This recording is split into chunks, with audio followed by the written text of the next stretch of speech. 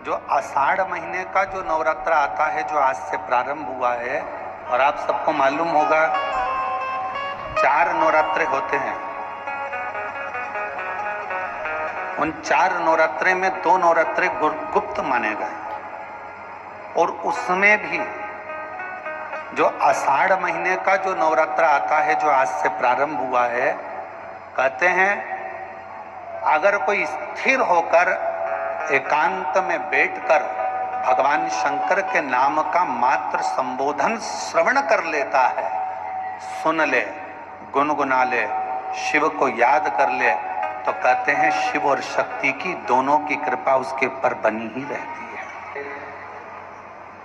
आज से नवरात्रे प्रारंभ हुए हैं, 9 दिन तक।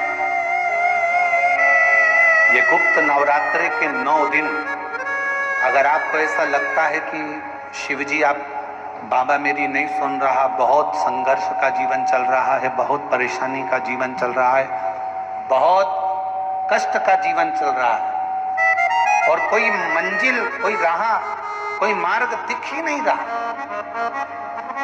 तुम्हारा कैसा भी दुख है, इसे 9 दिन तक का एक नियम ले लो गुप्त नवरात्रे में कि मुझे शिवजी के मंदिर में अशोक सुंदरी वाली जगह पर एक बेलपत्र माँ हेमवती माता के नाम से, कौन सी माता? हेमवती, माँ हेमवती के नाम से एक बेलपत्र अशोक सुंदरी वाली जगह पर समर्पित करूंगी। 9 दिन का एक नियम धारण करो, और 12वें या 15वें दिन आप देखिए आपका जो दुख है मेरा बाबा उसको काट कर ही रहा है। गुप्त नवरात्रे जो आज से प्रारंभ हुए हैं, गुप्त नवरात्रे जो आषाढ़ महीने का ये गुप्त नवरात्रा है, इस नवरात्रे में हेमवती माता का स्मरण करना, एक बेलपत्र का पूजन करना, या एक बेलपत्र के वृक्ष के नीचे आप 9 दिन तक भी, अगर मंदिर तक भी नहीं जा सकते, मंदिर में आप बेलपत्र रखने नहीं जा सकते, तो आपके घर के आंगन में, द्वारे पर, बगीचे में, आपके घर के पास अगर कोई बेलपत्र का पौधा है, वृक्ष है, उस बेलपत्र के वृक्ष के सामने एक बेलपत्र का पत्ता रखकर भी अगर आप उस पर जल चढ़ा रहे हैं या पूजन कर रहे हैं हेमवती माता के नाम से, तो उसका फल आपको मिलेगा। और मान लो बेलपत्र का वृक्ष भी नहीं है, हम मंदिर भी नहीं जा सकते, हम कहीं नहीं जा सकते, घर से बाहर कैसे निकलें, पानी तेज है, जलवृष्टि हो रही है, बहुत सा पानी है, तो क्या करें? अपने घर में जो शिवलिंग है, तुम्हारे घर में अगर जो शिवलिंग है, तुम्हारे घर में जो शिवलिंग विराजमान है, उसी शिवलिंग के साक्षी में, सम्मुख में भी अगर हेमवती माता का नाम लेकर अगर एक बेलपत्र समर्पित करोगे 9 दिवस तक, तो उसका फल मिलेगा जरूर, उसका फल मिलेगा। फिर से बोलो, कौन माता? हेमवती माता। कौन है ये? शिव महापुराण की कथा कहती है, जब माता पार्वती जी हिमालय राज के घर में प्रगटी और हिमालयों की कंदरा में बैठकर मां पार्वती जी जब तप साधना में लीन हुई, जितनी परीक्षा भगवान शंकर ले सकते थे, शिव जी ने सारी परीक्षा ली। ब्रह्मदेव परीक्षा लेने आए, भगवान नारायण परीक्षा लेने आए, इंद्रदेव आए, सप्तऋषि आए, सारे साधु संतों को परीक्षा लेने भेजा, पर मां उन परीक्षाओं में पास होती चली गई। तब भगवान शंकर ने दर्शन देकर कहा, पार्वती आज से तुम्हारा नाम हेमवती रहेगा। सुनो पार्वती, तुम्हारे इस नाम की आराधना जो तुम्हारे गुप्त स्वरूप में करेगा, उसको मनवांछित फल की प्राप्ति हो जाएगी। और शिव शक्ति की खूब आराधना करो, भगवान शंकर और पार्वती की खूब साधना करो, शिव पार्वती का भजन करो, शिव पार्वती का स्मरण करो, शिव पार्वती की भक्ति करो, मंत्र जाप करो, नाम जाप करो, कीर्तन करो, आराधना करो, साधना करो, वो फल देते हैं। आराधना साधना माँ अम्बा जगदम्बा की भी शिव के साथ में, यदि प्रेमवश नवरात्रे में अगर माँ जगतजननी जगदम्बा का, अम्बा का दर्शन करने के लिए माता रानी के मंदिर तक जा रहे हो, तो एक पुष्प की 9 पंखुड़ियां जरूर लेकर जाओ, या 9 पुष्प लेकर, और वो भी नहीं कर सकते, अपने घर में माँ जगत जननी को 9 चावल के दाने लाल चंदन में कर अर्पित करो। माँ को रिझाओ, देवी को रिझाओ, और शंकर की जितनी आराधना कर सकते हो, श्री शिवा नमस्तुभ्यं। जैसे माताएं कहती हैं हम नवरात्र में माता जी का व्रत रख रहे हैं, हम नवरात्र में ये उपासना कर रहे हैं, हम नवरात्र में माता की ज्योत खड़ी कर रहे हैं, हम नवरात्र में माता का अनुष्ठान। बिल्कुल करो, अनुष्ठान करना जरूरी है। आप व्रत करती हो जरूर करो, आप साधना करती हो, आपके घर में जैसा होता है वैसा करो, आपके घर में जो होता है वो करो। पर साथ में नवरात्र में यदि प्रेमवश नवरात्र में अगर माँ जगतजननी जगदम्बा का, अम्बा का दर्शन करने के लिए माता रानी के मंदिर तक जा रहे हो तो एक पुष्प की 9 पंखुड़ियां जरूर लेकर जाओ, या 9 पुष्प ले। और वो भी नहीं कर सकते, अपने घर में माँ जगतजननी को 9 चावल के दाने लाल चंदन में कर अर्पित करो। माँ को रिझाओ, देवी को रिझाओ। और शंकर की जितनी आराधना कर सकते हो, श्री शिवा नमस्तुभ्यं। के ऊपर जब जब श्रीफल रखाता है, नारियल रखाता है, तो उस पर 5 बार 7 बार मोली नहीं लपेटी जाएगी, तो 9 ही बार लपेटी जाएगी। 5 या 7 बार लपेटते हैं तो कहते हैं कि लक्ष्मी की छिन्नता होती। जिसके यहाँ दिया अखंड जलाया जाता है, अगर वो दिए की बाती अगर दक्षिण दिशा की होती है तो उसके घर में साल भर में एक घात जरूर होती है। जो दिया अखंड जलता है उसकी बाती का मुख दक्षिण का नहीं होना चाहिए। अगर आपने देवी भागवत का स्मरण करा हो, देवी भागवत को अगर सुना हो, तो देवी भागवत में स्पष्ट किया गया कि पूर्व की ओर मुख करा हुआ दिया, अर्थात पूर्व की ओर ज्योत जो जलाई जाती है वो संपदा की वृद्धि करती है। पश्चिम की ओर मुख कर जो ज्योत लगाई जाती है महाराज, वो वैभव को देती है। और उत्तर की ओर जो मुख कर ज्योत जलाई जाती है, उत्तर की ओर जो ज्योत का मुख रहता है वो आयु की वृद्धि करती है। तो कुमार के नवरात्रियों पर हर नवरात्रि में आप एक विशेष ध्यान रखें, प्रत्येक नवरात्रि में, कि हमें शंकर भगवान के शिवलिंग की पूजन करना। और एक और बात समझ लें, 2 शिवलिंग का निर्माण नहीं भी कर सकते हैं तो एक शिवलिंग का निर्माण करें और उस शिवलिंग के पास में ही एक छोटा सा मिट्टी का ढेला रखकर मां जगतजननी जगदम्बा का भी पूजन कर सकते हैं। आपको नहीं बनाना 2 शिवलिंग, तो एक शिवलिंग, एक मिट्टी का थोड़ा सा। ऐसा नहीं है कि मेरी माता दुर्गा भवानी पिंडी के रूप में नहीं पूजाती है। अगर मेरी माता पिंडी के रूप में नहीं पूजाती तो वैष्णो देवी में 3 पिंडियां विराजमान नहीं हो पाती। शंकर की आराधना करने से नवरात्र में शक्ति का बल बढ़ता।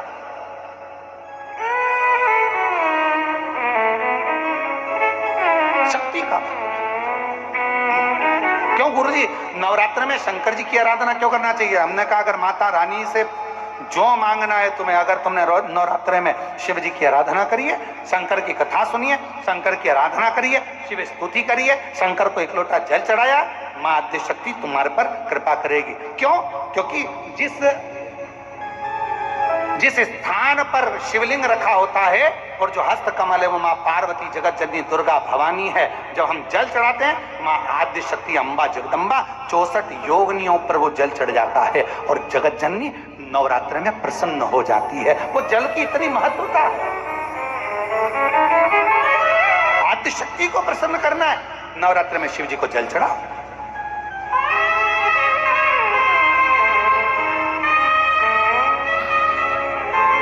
कोई बेटा बेटी है, कोई एग्जाम दे रहे हैं, कंपटीशन एग्जाम में बैठ रहे हैं, सर्विस के लिए जा रहे हैं, नौकरी के लिए जा रहे हैं, नौकरी नहीं लग रही है, हम कहेंगे लाल पुष्प की पत्तियों को प्रत्येक किसी भी नवरात्रि के अंतर्गत 9 दिन का तुम नियम बना लो। जैसे कई माताओं का नियम रहता है, मेरा व्रत है, मैं दूध पर 1 गिलास दूध पर व्रत करूंगी, मैं नंगे पैर चलूंगी, मैं ये व्रत करूंगी, मैं व्रत करूंगी। मैं बेटा बेटियों से कहूंगा, नवयुवक बच्चों से कहूंगा, अगर आप कंपटीशन एग्जाम में बैठ रहे हो, अपनी पूरी मेहनत करो, पूरा परिश्रम करो, रात दिन एक करो और लगे रहो। और 9 दिन तक नवरात्रि में 9 लाल फूल की 9 पंखुड़ियां या 9 कोई भी चावल लाल कलर में कर कर, कुंकू में कर कर अगर माँ जगत जननी के मंदिर में नहीं जा सकते, वहां भीड़ रहे, तो शिवलिंग की जो जलाधारी है, जहां पानी गोल घूमता है, इस जलाधारी पर कहीं पर भी नवरात्रे में 9 दिन तक या तो लाल फूल की पंखड़ी 9 या 9 चावल के दाने लाल कलर कर कुंकू में, लाल चंदन में उस स्थान पर चढ़ाना प्रारंभ करो। 9 दिन के बाद तुम्हें 15 दिन और निकलेंगे, उसके बाद तुम्हें खुद लगेगा कि तुम्हारी जॉब, तुम्हारी नौकरी तुम्हारा बाबा ने लगाया है। शक्ति का बल, परिश्रम जरूर करना, मेहनत जरूर करना, रात दिन पढ़ाई एक साथ करना और अपने परिश्रम को नहीं छोड़ना। मेहनत जरूर करो पर साथ में ये प्रयोग भी karo। नवरात्रि का देखो, शिव और शक्ति का बल तुम्हें प्रसन्नता देता है कि नहीं देता? शिव शक्ति का बल हमें प्रसन्नता देता है कि नहीं देता?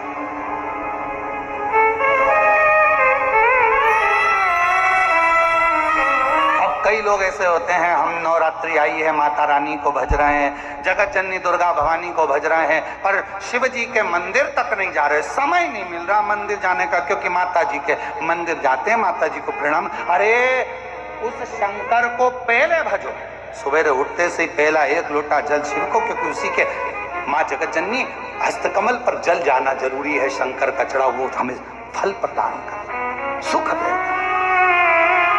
आनंद का।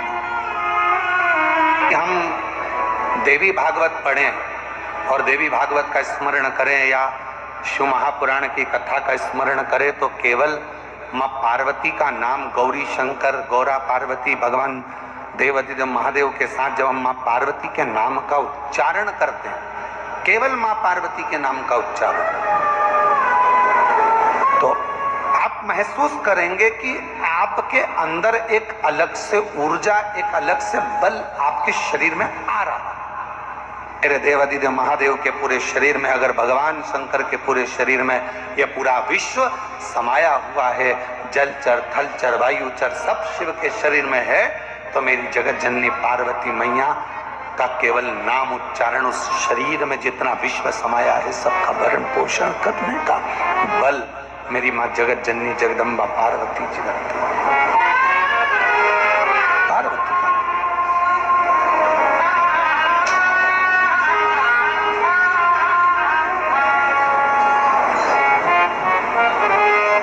4 नवरात्रे होते हैं। कितने? 4। 2 नवरात्रे गुप्त होते हैं, 2 नवरात्रे तुम्हारे सामने आते हैं, एक चैत्री एक शरदी। ये श्राद्ध विराम हो जाएगा, फिर नवरात्रे प्रारंभ हो जाएंगे, शरदीय नवरात्रे प्रारंभ। क्या केवल 4 नवरात्रे क्यों? माँ जगत जननी की आराधना 4 बार 4 नवरात्रे के रूप में क्यों होती है? हमारा बचपन, हमारी जवानी, हमारी अधेड़ी और हमारा बुढ़ापा, 4 अवस्था में यह नवरात्रे की जो साधना होती है, नवरात्रे में जो आराधना होती है, जो नवरात्रे में माँ आद्य शक्ति दुर्गा भवानी माँ पार्वती की पूजन होती है, माँ गोरा के रूप में, चंद्रघंटा के रूप में, स्कंद के रूप में, कुष्मांडा के रूप में, माँ कात्यायनी के रूप में, माँ कालरात्रि के रूप में, जब हम माँ आद्य शक्ति की आराधना करते हैं, तो वो नवरात्रे हमारे शरीर को एक ऊर्जा देते हैं, एक एनर्जी देते हैं, एक बल देते हैं।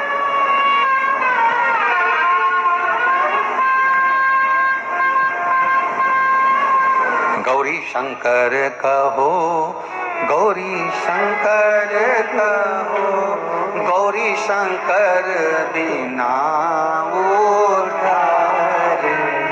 वर प्रदान है, आम के पल्लव में शंकर का आशीर्वाद। 11 आम के जो पत्ते जिस डाली में लगे होते हैं, वो डाली कोमल सी डाली, 11 टुकड़े महाराज एक कच्चे सूत से लपेटकर 11 बार, उसका भाग जब उसको लपेट लोगे इस तरह से इकट्ठा करके, आगे का जो भाग है 11 बार कच्चा सूत लपेटने के बाद जो भाग पीछे का आगे का कोई भी हो, उसको शहद में डुबाकर शिव जी को समर्पित कर दो। किस जगह पर रखना है? अशोक सुंदरी वाली जगह। अशोक सुंदरी की जगह जानते हो आप लोग, पहले भी आपको बताया है, आज फिर आपको वर्णन कर दें। जैसे ये गोल जलाधारी है, ये शिवलिंग रखा है, ये दो जहां से पानी बह रहा है बाबा के चरणारविंद, राइट में श्री गणेश जी का स्थान, लेफ्ट में कार्तिकेय का स्थान, बीच में अशोक सुंदरी की जगह। शंकर भगवान की 6 लड़कियां हैं। भगवान शंकर के 13 बच्चे, 13 बच्चों में से 6 लड़कियां, उस 6 लड़कियों में से एक लड़की का स्थान, भगवान शंकर की एक बेटी का स्थान, अशोक सुंदरी का स्थान सामने है। पद्म पुराण में स्पष्ट किया ये स्थान अशोक सुंदरी का। शंकर भगवान की जलाधारी में पार्वती जी का हस्तकमल, ऊपर से जो एक एक बूंद पानी गिरता है, ये शंकर भगवान की 5 लड़कियों का स्थान है। जया, विषहरा, सामरीबारी, दौतली और देव। शंकर भगवान की 5 लड़कियां भगवान शंकर के मस्तक पे जल की धार गिरा रही हैं। बीच में जो अशोक सुंदरी का स्थान है महाराज, उस जगह पर शहद का मुख, जो शहद आपने भिंगोया है, उस शहद का मुख शंकर जी की ओर कर कर इसी में इन्हीं नवरात्रि में शंकर भगवान के उस अशोक सुंदरी की जगह पर शहद का भाग शिव जी की ओर रख दें। महाराज, अगर घर में संपदा की कमी हो या कोई पैसा खा गया हो, रुपया नहीं दे रहा हो, पैसा अटक गया हो, तो उस शहद को शिव जी की ओर मुख कर कर उस आम के पल्लव की जो डंडी है उसको 11 डंडी को वहां रख दीजिए और उससे अपनी कामना कर कर आ जाइए। हो सके उस शहद में से थोड़ा सा शहद किसी रुमाल पर, किसी कपड़े में लगाकर उसको रख लीजिए। जिस व्यक्ति से पैसे लेना है, जिस व्यक्ति से पैसे मांग रहे हो, उससे एक बार जाकर मिल लीजिए, एक बार उसको खबर कर दीजिए। बाबा चाहेगा भोलेनाथ तो नवरात्रि में ही पैसा वापिस आ जाएगा, अगर शिव कृपा कर दे। ये बाबा की करुणा। आम का पल्लव कोई साधारण नहीं जिसको कलश के ऊपर रखा जाता है, शिव की कृपा। जिस आम के पेड़ पर स्वयं कामदेव चढ़कर भगवान शंकर के तीसरे नेत्र द्वारा जलकर भस्म हो जाते हैं, वो आम का पेड़ साधारण नहीं हो सकता।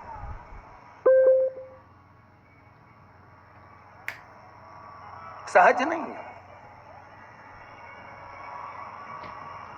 और वैसे भी शिव शिव है। घर में ज्यादा रोग हो, बीमारी हो, ज्यादा तकलीफें आ रही हो, कष्ट बढ़ रहा हो, बीमारियां बढ़ रही हो, या भय लग रहा हो, डर लग रहा हो, हृदय चित्त में कहीं ना कहीं आपको भय का भान हो रहा हो, तो एक लोटा पानी, एक कलश में जल भर कर रख लीजिए और रात भर उसको रखे रहने दो। नवरात्र चल रहा है, उस कलश को रात भर रखकर सुबह सुबह उस कलश में एक बेलपत्र डालकर उस जल को नीम के पेड़ के नीचे, जहां चैत्री नवरात्रि में नीम के पेड़ के नीचे सारी विद्याएं, आद्य शक्तियां, सारी देवी उस नीम के पेड़ के नीचे विराजमान रहती हैं। उस कलश में एक बेलपत्र डालकर रात भर रखकर उस जल को पूरे घर में घुमाकर उस नीम के पेड़ के नीचे समर्पित कर दीजिए। महाराज, घर में भय लगना बंद हो जाएगा, कोई बड़ी बीमारी आपको घेरेगी नहीं और उस बीमारी से, उस रोग से आप मुक्त रहेंगे।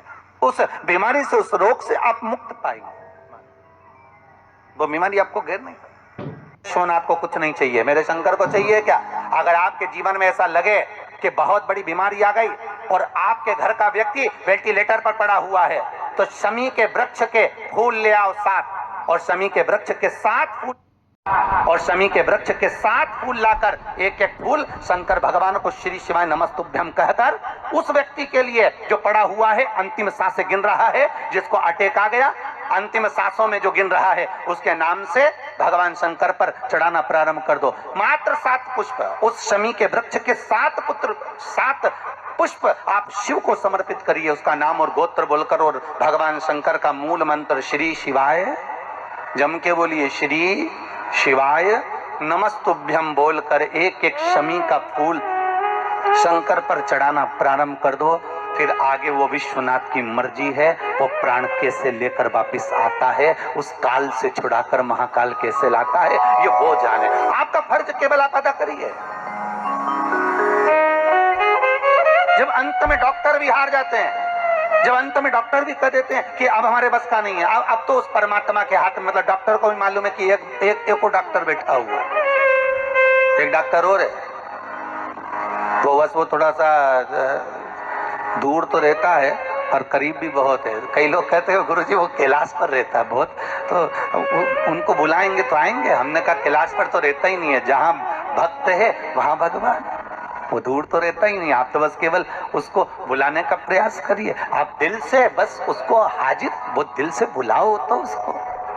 इसलिए देवी भागवत में लिखा है कि नवरात्रि में एक दिन, जैसे प्रतिपदा है, पहला दिन है तो एक कन्या का पूजन करो, द्वितीया है तो 2 कन्या का पूजन करो, तृतीया है तो 3 कन्या का पूजन करो, चतुर्थी है तो 4 कन्या का पूजन करो, पंचमी है 5 कन्या का पूजन करो, छठ है 6 कन्या का पूजन करो, सप्तमी है 7 कन्या का पूजन करो, अष्टमी है 8 कन्या का पूजन करो, नवमी है, जम के बोलो, 9 कन्याओं का पूजन करो।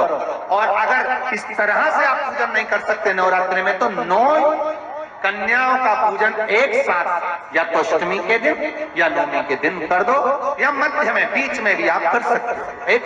पर अगर आपकी कोई कामना है, आपकी कोई इच्छा है, मालूम पड़े, जैसे कई लोग कहते हैं कि हमारी इच्छा है, हमारी वो मकान नहीं बिक रहा, या हमारी वो जमीन नहीं खरीदी जा रही, या हमारी कोई कंपनी नहीं डल रही, या हमारे काम में ये अड़चन आ रही है, तो नवरात्रि में, 4 नवरात्रि में से किसी भी नवरात्रि में आप नियम बना लो कि एक कलश की स्थापना कर एक दिन में एक कन्या का पूजन कर उसको भोजन कराना, लाल वस्त्र देना, लाल चुनरी देना, दूसरे दिन में 2 कन्याओं का पूजन कर लाल वस्त्र उड़ाना, लाल चुनरी देना, तीसरे दिन में 3, चौथे दिन में 4, 5वें दिन में 5, ऐसे 7, 9 दिन तक एक एक कन्याओं के क्रम को बढ़ाते बढ़ाते बढ़ाते बढ़ाते आप उस पूजन का विधान प्रबल कर सकते। क्या मैं नवरात्रि में अगर मान लो कोई साधना करना हो तो कौन सी साधना करना चाहिए? हम किसकी आराधना करें? हम 9 दिन तक किसकी साधना करें? तो अगर बन सके तो देवी भागवत में सबसे सुंदर साधना यही है कि हम एक दिन में एक कन्या के चरण धोकर पूजन कर उस कन्या को भोजन कराकर उसका स्मरण करें। हाँ, ये जरूर है कि कोरोना महामारी चल रही है तो इस नवरात्रि में भले ना करें, पर आगे की नवरात्रि में जब नवरात्रि अच्छे रहे, कोरोना से मुक्त रहे, तब आप किसी कन्या को एक दिन में 1, 2 दिन में 2, 3 दिन में 3, 4 दिन में 4, 5 दिन में 5, ऐसे नवरात्रि 4 बार जो नवरात्रि आती, किसी भी नवरात्रि में आप स्मरण कर उसका फल मिलेगा।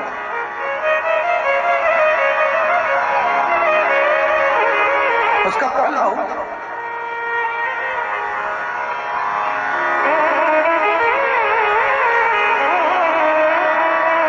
जैसे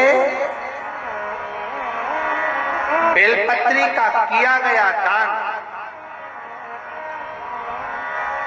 छिन्न नहीं माना जाता। किस चीज का दान? जम के बोलिए जरा। बेलपत्री। बेलपत्री का किया गया दान छिन्न दान नहीं है, समाप्ति नहीं होती। बेलपत्री अगर आपने कोई आपसे कहा जी जी तुम्हारे यहाँ बेलपत्री लगी है, जरा 8-10 दे दोगी क्या? बिल्कुल। और उससे कहो बेलपत्र तू मत तोड़, हम तोड़ कर, और अपने हाथ से बेलपत्र निकालकर उसको दो दान। ये छिन्न दान नहीं है, ये समाप्त नहीं होता। ये बेलपत्र का दान अविरल दान बढ़ता है।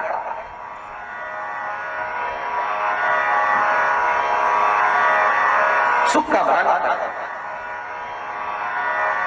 ये छिन्न होने वाला है। 2 गुप्त नवरात्रे होते हैं, थोड़ा ध्यान देंगे। 2 गुप्त नवरात्रे होते हैं।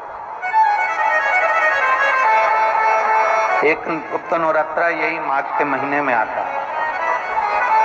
श्रृंगी ऋषि ने इस गुप्त नवरात्रे का बड़ा वर्णन किया। श्रृंगी बाबा ने इस गुप्त नवरात्रे के बारे में बहुत कुछ बताया, बहुत।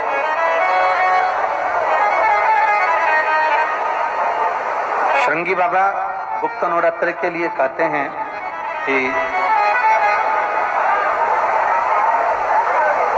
अगर इस गुप्त नवरात्रि के अंतर्गत 9 लाल फूल,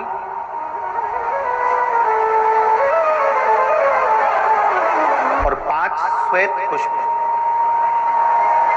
ये दोनों लोग कहते हैं गुप्त नवरात्रे में हम देवी की आराधना करें, गुप्त नवरात्रे में हम भगवान की आराधना करें, पर शिव महापुराण की कथा कर रही है, भगवान शंकर का चरित्र कथा है। अगर आपने देवी भागवत का स्मरण किया हो या भगवान शिव की एक पवित्र आनंदमय कथा स्कंद पुराण के काशी खंड में अगर सुनी हो या उसमें भी नहीं पढ़ पाए हो तो शंगी ऋषि के चरित्र में आता है। शंगी बाबा ने वर्णन किया है कि किसी भी स्थान पर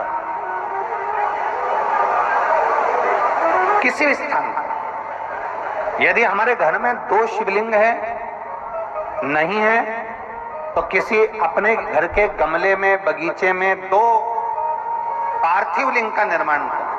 2 पार्थिव लिंग, उसमें एक शिव जी का स्मरण करें और एक में माता पार्वती जी का स्मरण।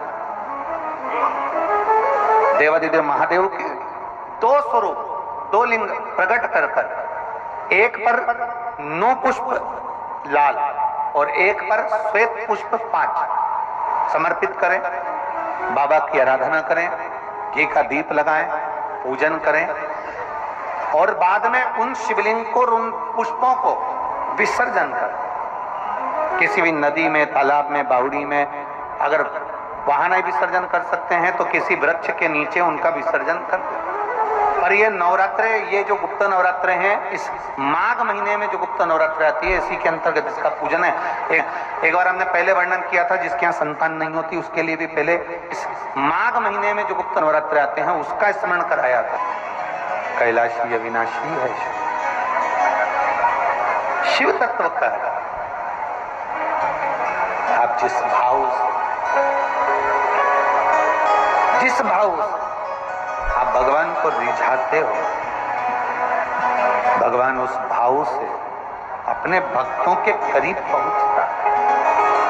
भक्तों, यमुना जी ने पार्थिव शिवलिंग का निर्माण किया। केवल चाहे गुप्त नवरात्रे हो चाहे सर्व नवरात्रे हो, केवल देवी की आराधना कर रहे हैं और सोचें कि हम माता जी की आराधना कर रहे हैं और माता जी हम पर प्रसन्न हो। शिव महापुराण की कथा कहती है कोई सी भी नवरात्रे में अगर आप शंकर भगवान की आराधना के साथ देवी की आराधना करेंगे तो शिव महापुराण की कथा कहती है महादेव शिव और शक्ति दोनों ही कृपा जरूर करते हैं। ये निश्चित है।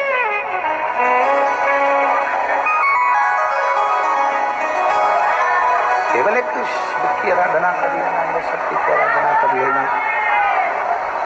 हम शिव और शक्ति की दोनों की आराधना एक साथ, हम शिव और शक्ति की दोनों की आराधना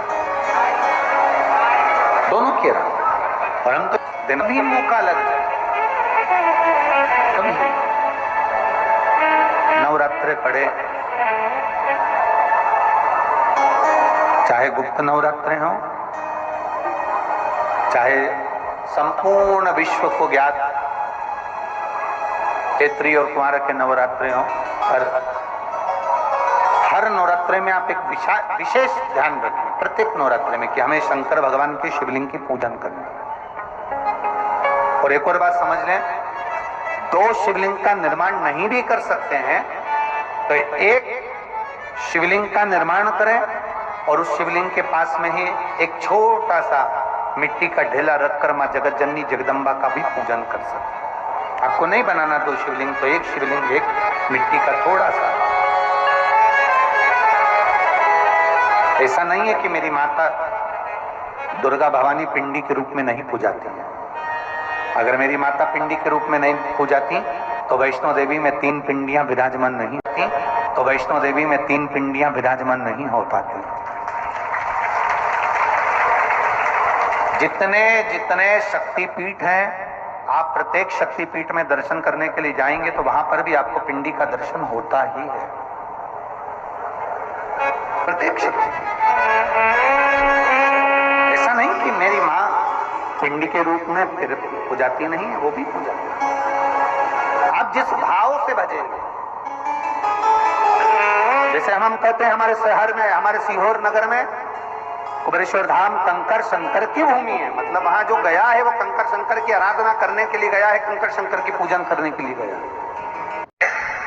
मिलन नहीं हो रहा है, कोई अदालत तक में बात पहुंच गई है और मालूम पड़े संबंध टूटने वाला है, लग रहा है कि ये ससुराल वाले नहीं रख रहे, या लग रहा है कि ये संबंध हमारा खराब होने वाला है, उस व्यक्ति को ये व्रत 9 दिन के धारण कर लेना चाहिए, जो माता जानकी जी ने वाल्मीकि बाबा से पूछ कर करा था, जो माता सीता जी ने वाल्मीकि बाबा से पूछ कर करा था। तो वाल्मीकि बाबा ने कहा, जानकी अये सीते सुनो, एक व्रत है, एक उपवास है, एक व्रत है, एक साधना है, अगर वो तुम कर लोगी 9 दिन तक तो ये पक्का है कि तुम्हारे पति का दर्शन तुम्हें हो जाएगा, तुम्हारे पुत्रों को तुम्हारे पति का दर्शन हो जाएगा, उनके पिता का दर्शन। ठीक है, क्या उपाय? कहा शिव मंदिर में जाइए, पहले दिन 9 फूल कमल के हों, जो मिल जाए, परंतु एक जैसे फूल होना चाहिए। ये नहीं कि आज तुमने गुलाब का चढ़ाया, कल कमल का चढ़ा दिया, परसों गेंदा का चढ़ा दिया, नरसों चमेली का चढ़ा दिया, फिर रात रानी का चढ़ा दिया, ऐसे फूल ना चढ़ाए। एक जैसे फूल 9 दिवस तक। सीते, हे जानकी, हे पुत्री, शिव मंदिर में जाकर अपने पति का स्मरण कर कर, कार्य का स्मरण कर कर 9 फूल प्रथम दिन घी का दिया लगाकर आप भगवान शंकर को कामना कर कर समर्पित करती हो, दूसरे दिन वही फूल दुगने हो जाना चाहिए 18। तीसरे दिन फिर 9 जोड़ लो 27, फिर 9 जोड़ लो, फिर 9 जोड़ लो, जोड़ते जोड़ते 90 दिन 81, कितने हो गए? क्या ऐसे पुष्प शंकर भगवान को समर्पित करना। 10वां दिन होगा, पुत्री शिव कृपा करेंगे और तुम्हें अपने पति का दर्शन जरूर होगा। कर सकती हो? सीता जी बोली, कर तो लूंगी, पर दिक्कत एक है। क्या? इतने में फूल चढ़ाऊं और फूल नहीं मिले तो? इतने में वहीं पर लव खड़ा हुआ था, पुत्र लव खड़ा हुआ था। उसने कहा, मां चिंता क्यों करती है, फूल मैं ला कर दूंगा, तो व्रत धारण कर। यही गुप्त नवरात्रि का व्रत, इसी आषाढ़ी नवरात्रि का व्रत मां जानकी ने करना प्रारंभ करा और पुष्प लाने के लिए जब जाता, पहले 9 फूल तो आश्रम में मिल गए, दूसरे 27 फूल, 18 फूल भी आश्रम में मिल गए। धीरे धीरे धीरे धीरे जब 5 दिन हो गए, पुष्प की संख्या कम पड़ने लगी, तो लव को मालूम पड़ा कि मेरी माता को पूजन करने में दिक्कत हो रही है, पुष्प नहीं मिल रहा है। चिंता मत कर मां, अब तो कहीं से भी ला कर दूंगा तो दूंगा। और गया लव, गया।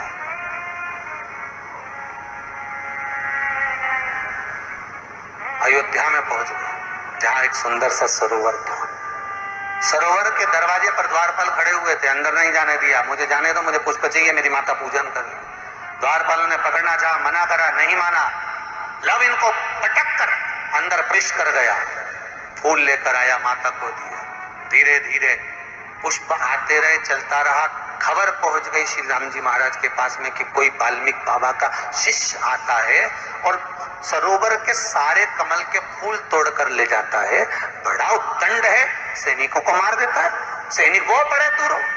राम जी को सूचना मिली, आज 9वां दिन था, माता जानकी इंतजार कर रही है पुष्प आए। इतने में चारों तरफ सेना को लगा दिया गया कि आज सरोवर का एक पुष्प नहीं जाना चाहिए, और लव का युद्ध प्रारंभ हो गया उस अयोध्या के सरोवर पर। अंत में सबको पटक कर लव 81 फूल लेकर पहुंचे और मां से कहा, मां आज आखिरी का दिन है, शिव को रिझा ले। और माता ने शंकर भगवान को फूल चढ़ाया। 10वें दिन सूचना आ गई वाल्मीकि बाबा के पास में, तुम्हारा कोई शिष्य है लव, बड़ा उद्दंडी है, या तो उसको लेकर आओ, नहीं तो हमारी सेना उसको पकड़ने के लिए आ रही है।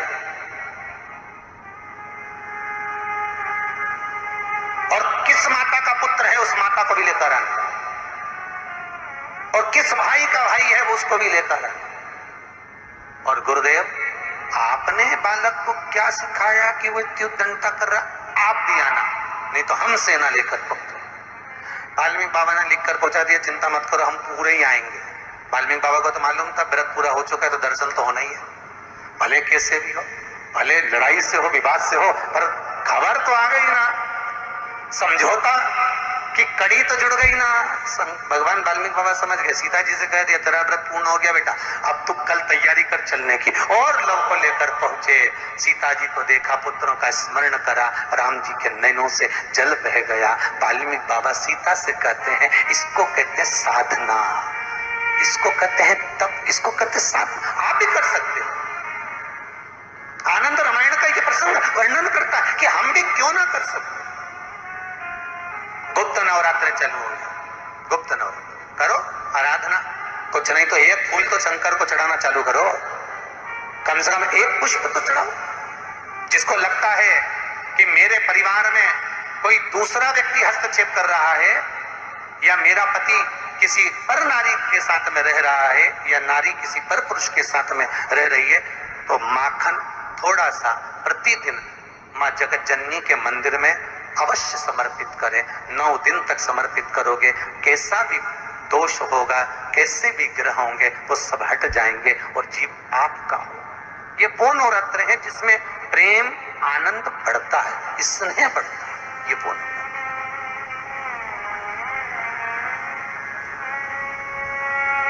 ये कोई साधारण नवरात्र नहीं है। भाई भाई में अगर द्वेष हो रहा है, विवाद चल रहा है, अदालत में बात चल रही है, कोई समझौता नहीं हो रहा, एक दूसरे से बातचीत बंद है, करो नवरात्र, यही गुप्त नवरात्र धारण करो। 9 दिन कुछ भी, आप बाबा को पुष्प समर्पित करो, फूल। लगता क्या है, कोई यहाँ लिखा तो आनंद रामायण में ये थोड़ी लिखा कि एक एक सोने की अंगूठी समर्पित करो। उन्होंने तो लिखा पुष्प, केवल पुष्प, केवल पुष्प, इससे ज्यादा कुछ नहीं भगवान को दीजिए।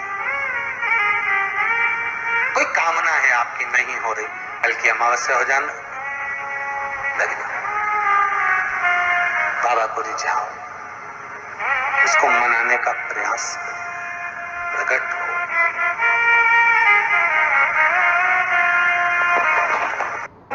लंबी बाती का प्रमाण अलग होता है। लंबी बाती क्यों लगाई जाती है?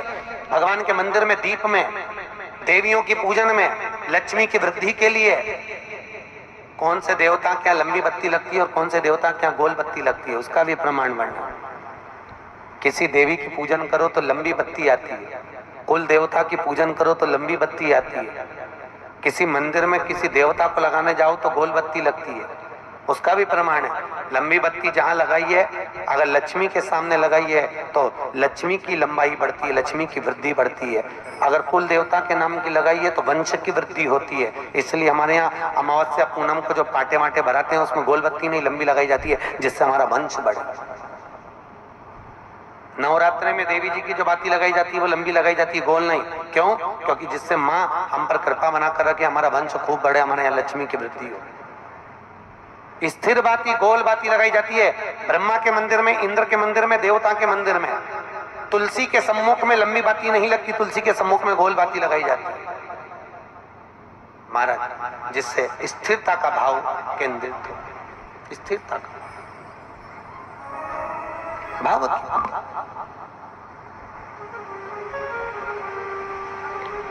पीपल के वृक्ष के नीचे कभी लंबी बाती नहीं लगती, बड़ के पेड़ के नीचे कभी लंबी बाती नहीं लगती, आंवले के पेड़ के नीचे कभी गोल बाती नहीं लगती। आंवले के वृक्ष के नीचे लंबी बाती लगना चाहिए। धन की वृद्धि, सुख समृद्धि। तुलसी के पौधे के नीचे लंबी नहीं लगती, गोल बाती लगती। बातियों का भी प्रमाण। प्रिय है पुष्प में आंक का पुष्प, जो आंकड़े का पुष्प होता है शंकर को बड़ा प्रिय है। और दूसरे नंबर पर शंकर को प्रिय है शमी का पुष्प, बहुत ध्यान देना महाराज। तीसरे नंबर पर शंकर को प्रिय है महाराज सरसों का पुष्प। सरसों होती है ना, जो राई अपन बोते हैं, सरसों बोते, उसमें पीले कलर का जो पुष्प लगता है। हमारा तो निवेदन रहता है जब तक सरसों आए तो प्रयास करा करो कि सरसों के 108 पुष्प शंकर भगवान पर चढ़ाना प्रारंभ कर दो। महाराज ये पक्का है कि वर्ष भर कोई बड़ी बीमारी आपको घेर नहीं सकती अगर सरसों के फूल शिव को चढ़ रहे हैं तो। और प्रयास करना कि सरसों का जो पुष्प होता है, सरसों का जो फूल होता है महाराज, अगर कोई व्यक्ति को किडनी या लीवर से जुड़ी हुई कोई तकलीफ होती है या किसी व्यक्ति का एक्सीडेंट हो गया होता है और उसका कोई अंग रह गया हो, कोई शरीर का कोई भाग रह गया और वो काम नहीं कर रहा हो, जैसे किसी के पांव रह जाते हैं एक्सीडेंट के बाद, किसी का हाथ रह जाता है या कोई अंग काम नहीं कर रहा हो, वहाँ ब्लड पहुँच नहीं रहा हो, वो जगह एकदम सुन्न हो गई हो, खाली पड़ गई हो, तो उसके लिए शिव महापुराण की कथा कहती है कि सरसों के पुष्प 11 शंकर जी के राइट भाग में, जहाँ शिव जी के गण दरवाजे के द्वारपाल मणिभद्र जिस जगह पर निवास करते हैं, कौन निवास करते हैं? मणिभद्र। शंकर जी के दरवाजे के द्वारपाल हैं मणिभद्र जी। तो मणिभद्र दरवाजे के द्वारपाल में राइट भाग में मणिभद्र जी विराजते हैं। मतलब राइट भाग कौन सा हुआ? जब आप मंदिर से बाहर निकलेंगे तो राइट भाग, मंदिर में प्रवेश करेंगे जब राइट नहीं होना चाहिए, आप मंदिर से जब जाएं तो राइट भाग।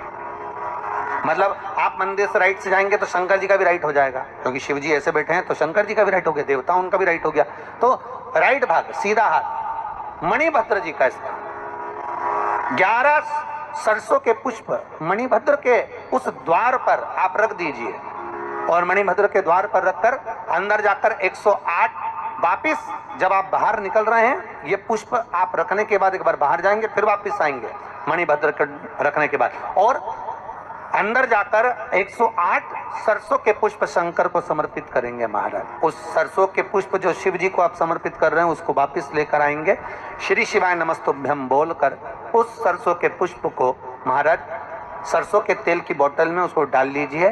शंकर भगवान को किसी भी प्रदोष में, शाम के समय प्रदोष काल में उस तेल को वापस ले जाकर चढ़ा दीजिए शिव जी को, उसको वापस लेकर आ जाइए। उस तेल का प्रयोग आप नाभि में डालिए और जो शरीर काम नहीं कर रहा उस स्थान पर कम से कम 15 दिन 20 दिन तक उसकी मालिश करना प्रारंभ करिए। बाबा चाहेगा तो चलाने का प्रयास कर देगा और वो अंग, वो शरीर काम करने लगेगा। मणिभद्र का स्मरण, श्री शिवाय नमस्तुभ्यम, सब बोलिए एक बार जमकर, श्री, अरे पहले बोल दिया, हमारे साथ तो बोलो, श्री शिवाय नमस्तुभ्यम। भगवान शिव के मंत्र का स्मरण कर कर करते